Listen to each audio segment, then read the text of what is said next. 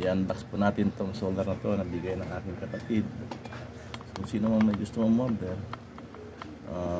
please contact me. Na napakamura at makakapagpipid pa tayo sa ating mga kuryente.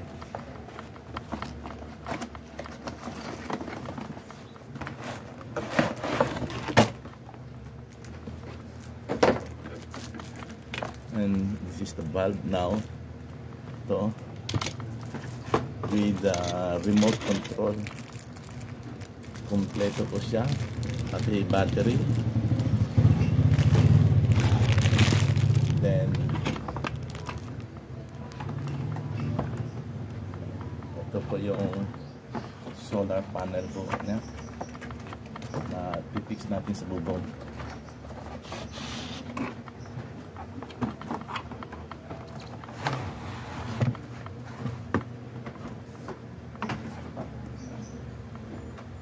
Ganun po siya kalaki.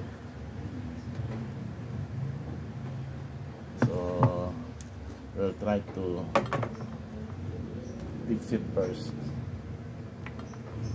kung gagana ba siya. Okay, stand by. Ito po ipipix po natin. Simple lang po ang pagkabit. Tutusok lang po natin siya ng ganito. And then screw it. Yan. Yan, solar. Itatry natin ito ngayon.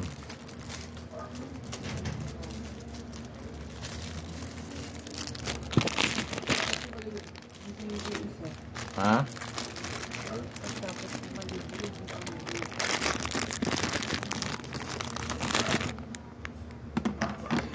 Kabit po natin ang battery.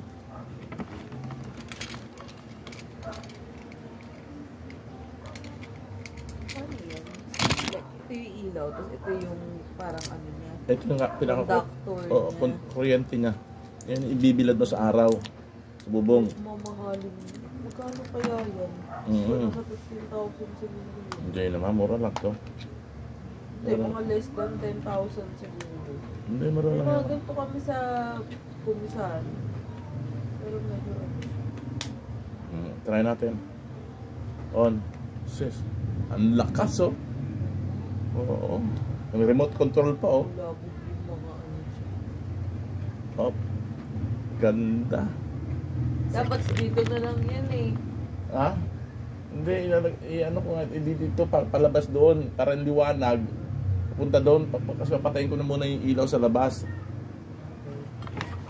Para yung street light natin, continuous pa rin kasi reklamo tayo niya wala tayong street light.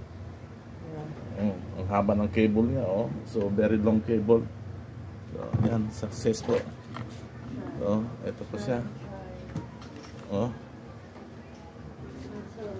Malakas po, malakas. Salamat po sa aking kapatid. Kung sino pong may gusto umorder, contact lang po ako. Salamat po.